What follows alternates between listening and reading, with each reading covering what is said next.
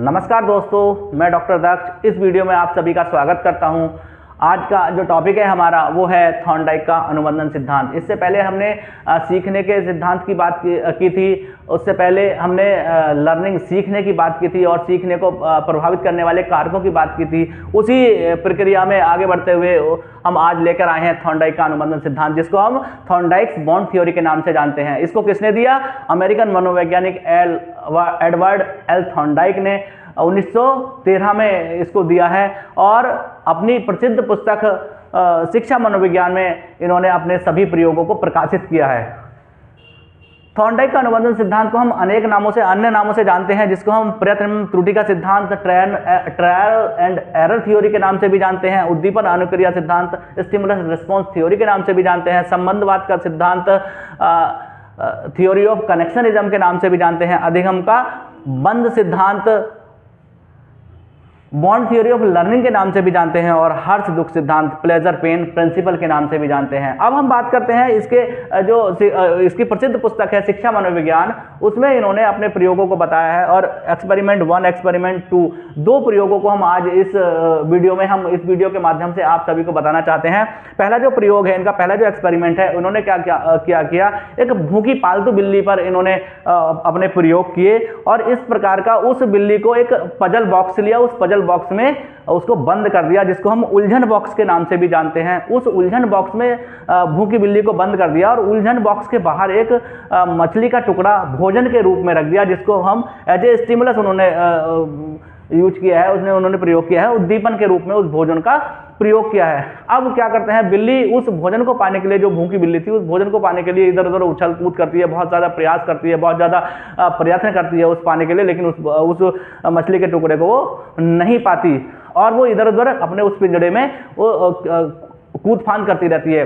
अब वो जब कूद फांद करते रहते समय उस बिल्ली का पंजा, उस बिल्ली का पैर एक ऐसे लीवर पर पड़ जाता है जिससे उस उलझन बॉक्स का जो दरवाजा है वो खुल जाता है और भोजन बिल्ली प्राप्त कर लेती है।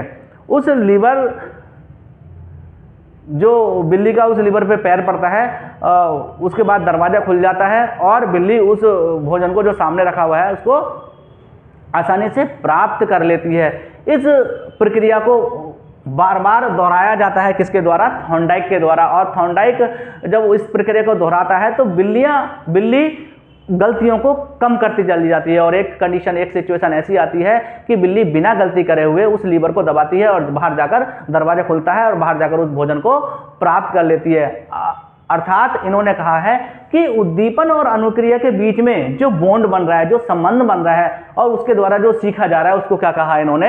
थॉर्नडाइक का अनुबंधन सिद्धांत कहा, उसको अनुबंधन सिद्धांत कहा। इसी प्रकार दूसरे प्रयोग की हम बात करें, दूसरे एक्सपेरिमेंट की बात करें तो इन्होंने एक भूल भुलैया बॉक्स बनाया और भूल भुलैया बॉक्स के बाहर बिलायती चूहों पर इन्होंने अपने प्रयोग किए। बिलायती चूहे को बाहर उसको रख दिया और भूल भुलैया बॉक्स इस तरीके से बनाया कि उसमें बहुत सारे रास्ते बनाए गए और एक रास्ता ऐसा बनाया गया जो अंत में जाके खुलता था और उसके अंत में जाके उन्होंने क्या रखा? भोजन का टुकड़ा रख दिया। अब भूखे चूहे को उसके गेट से छोड़ा गया। जब गेट से छोड़ा गया तो उसको अनेक रुकावटें आई और उस रुकावट में उन्होंने ऐसा सिस्टम कर दिया थॉर्नडाइक ने कि जैसे ही वो जो चूहा था उस दरवाजे से या उस गेट से टकराता या उस रास्ते पे टकराता तो करंट लगता, तो चूहा वापस आ जाता और उस रास्ते को छोड़ के दूसरे रास्ते से निकलने की कोशिश करता। इस प्रकार उसने सही रास्ते को चुना और सही रास्ते को चुन के लास्ट में जाके उसने क्या करा? अपना भोजन प्राप्त कर लिया। इसी प्रक्रिया को थॉर्नडाइक के द्वारा अनेक बार दोहराया गया और चूहा इस प्रक्रिया में जैसे ही उसको चूहे को छोड़ा गया और उसने सही रास्ता पकड़ा और अंत में जाके उसने अपना खाना प्राप्त कर लिया। अर्थात जो खाना था वो उद्दीपक का उसके लिए काम किया और चूहा बहुत ही जल्दी इस प्रक्रिया को सीख गया। इसी प्रकार बालक को अनेक तरीके से हम विषय वस्तु के प्रति सिखा सकते हैं और बता सकते हैं। अब हम बात करते हैं थॉर्नडाइक के सीखने के जो नियम हैं।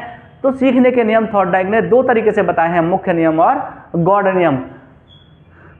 मुख्य नियम में जो प्राइमरी लॉ है और सेकेंडरी लॉ है, प्राइमरी लॉ में मुख्य नियम में भी 3 प्रकार से उन्होंने बताए हैं, तत्परता का नियम, अभ्यास का नियम और प्रभाव का नियम, law of readiness, law of exercise और लॉ ऑफ इफेक्ट। इसी प्रकार से गॉड नियम, सेकेंडरी लॉज भी बताए हैं और सेकेंडरी लॉज में 5 नियमों को उन्होंने बताया है।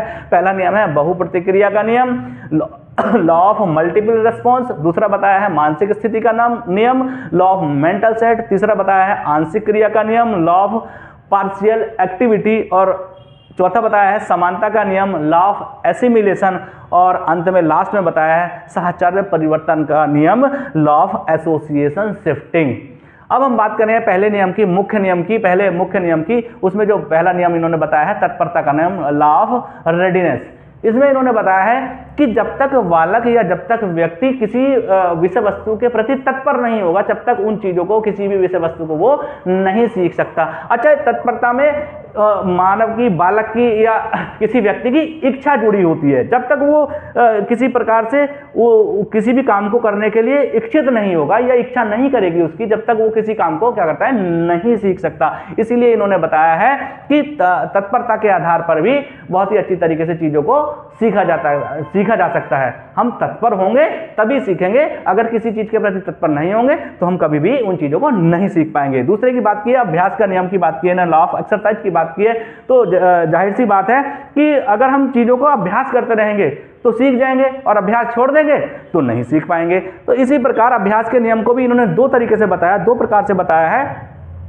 पहला है उपयोग का नियम, लॉ ऑफ यूज, और दूसरा है अनुप्रयोग का नियम, लॉ ऑफ डिसयूज।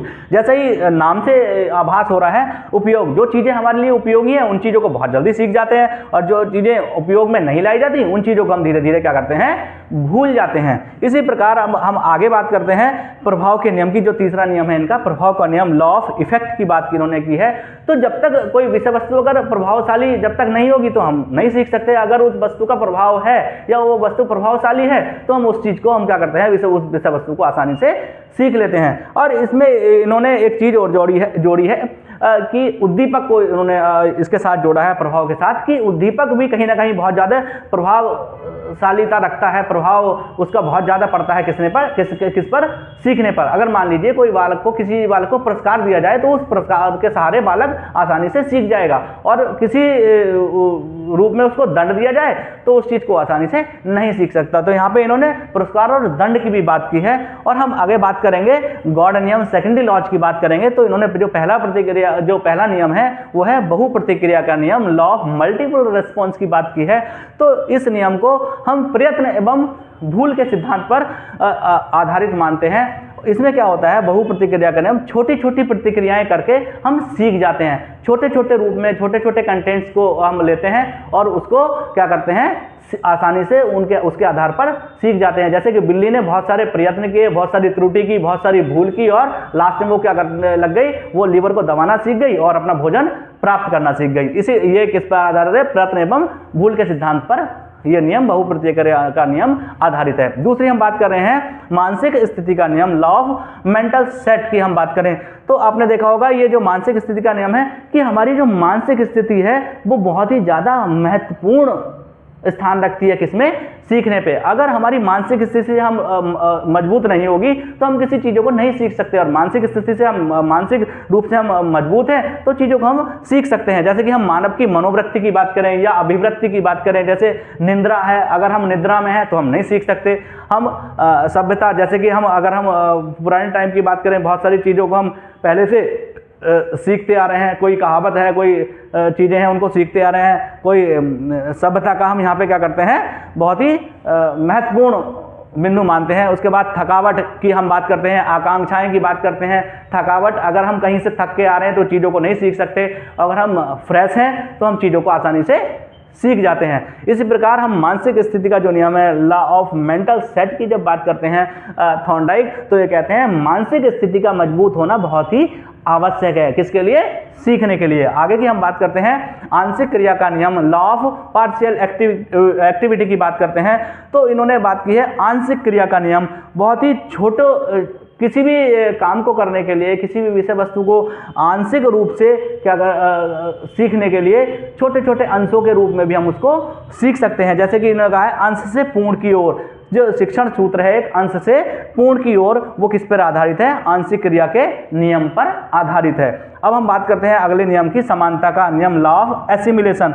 ये आधारित है ज्ञात से अज्ञात की ओर। शिक्षण सूत्र एक हमारा है, शिक्षण सूत्र ज्ञात से अज्ञात की ओर, उस पर आधारित है हमारा समानता का नियम। और एक एग्जाम्पल है नवीन ज्ञान को पूर्व ज्ञान से जोड़ना, अर्थात समान, जो पहले कभी कोई ऐसी चीज, ऐसी कोई विषय वस्तु जो हमें पहले याद थी और उसी से संबंधित, उसी से मिली जुली कोई नई चीज हम सीखते हैं, तो हम बहुत ही आसानी से उन चीज़ों को सीख जाते हैं। मान लीजिए कोई नवीन ज्ञान है, उसको हम सीखना चाहते हैं, तो हम जो कोई भी नवीन समस्या है उसको हम पहले जैसी समस्या, अगर पहले कोई समस्या सुलझाई होगी हमने, तो उस समस्या को ध्यान में रखते हुए नई जो समस्या हमारे सामने हुई है पैदा, उस समस्या को पुरानी समस्या से जोड़ते हुए नई समस्या को आसानी से हम सुलझा सकते हैं। अर्थात हम उस नई समस्या को अगर हम सुलझा लेंगे तो हम आसानी से क्या कर देंगे, हम वो सीख जाते हैं। उसके बाद हम बात करते हैं साहचर्य परिवर्तन के नियम की। तो इसमें क्या होता है कि हमारा जो, इसको हम अनुकूलित अनुक्रिया के सिद्धांत पर आधारित मानते हैं। हालांकि हम अर्थात एक पावलोव, हमारे पावलोव मनोवैज्ञानिक हुए हैं, उन्होंने एक क्लासिकल कंडीशनिंग एक थ्योरी दी है जिसको हम अनुकूलित अनुक्रिया के सिद्धांत के नाम से भी जानते हैं। तो ये जो साहचर्य परिवर्तन का नियम है, ये बहुत ही महत्वपूर्ण माना जाता है किसका? थॉर्नडाइक के सीखने के नियम में। अब इसमें क्या होता है कि इन्होंने एक छोटा सा एग्जाम्पल दिया था कि अगर मान लीजिए कोई विषय वस्तु है, उसको हम सीखना चाहते हैं, तो कैसे उसको सीख पाएंगे? हम बात कर रहे हैं अनुकूलित अनुक्रिया के नियम की। तो जैसे एक छोटा सा एग्जाम्पल देते हैं हम कि कोई भी लड़की अगर मान लो रास्ते में जा रही है, उसको कहीं कोई गोलगप्पे का ठेला दिख जाता है, तो उसके ठेले को देख के, गोलगप्पे देख के मुंह में पानी आ जाता है। अर्थात वो खाती नहीं है उसको, लेकिन उसको क्या होता है, मुंह में पानी आ जाता है। इसी प्रकार अनुकूलित अनुक्रिया के नियम में भी पावलोव ने क्या बताया है कि कुत्ते को भोजन देखते ही लार टपकने लगती है। कुत्ता जब भोजन देखता है तो उसकी लार टपकने लगती है। इसी प्रकार हम कहते हैं, जैसे हम कहीं जा रहे हैं, कहीं हलवाई की दुकान पे की तरफ को निकल रहे हैं, वहाँ पे रसगुल्ले देख लिए, या हमने अपनी कोई फेवरेट चीज़ देख लेती हैं, कोई फेवरेट चीज़ देख लेते हैं, तो हमें उसको मुंह में पानी आ जाता है। उसी प्रकार से ये साहचर्य परिवर्तन का जो नियम है, उसमें दो जो उद्दीपन है, वो दोनों उद्दीपन क्या होते हैं, एक दूसरे से परिवर्तित हो जाते हैं और हम उसके द्वारा क्या करते हैं, सीख जाते हैं। तो दोस्तों, आज हमने बात की है थॉर्नडाइक का अनुबंध सिद्धांत की, थॉर्नडाइक्स बॉन्ड थ्योरी की। अगर आप सभी को ये वीडियो पसंद आई हो तो इसको लाइक करें, शेयर करें, सब्सक्राइब करें। जय हिंद, जय भारत।